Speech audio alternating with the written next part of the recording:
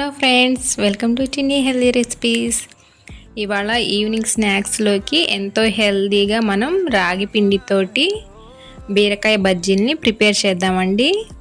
So first మనం ఒక బౌల్లోకి శనగపిండి 1 కప్పు, అలాగే రాగి పిండి 1 కప్పు, అలాగే తగినంత సాల్ట్, కొంచెం కారము, పసుపుని వేసుకోవాలండి. అలాగే వామును కూడా ఇలాగ నలుపుకుని వేసుకున్నట్లయితే ఆ ఫ్లేవర్ అంతా కూడా చాలా బాగుంటుంది. ఇప్పుడు మిశ్రమాన్ని ఇలాగా ప్రిపేర్ చేసుకోవాలండి, కొంచెం కొంచెం వాటర్ వేసుకుంటూ.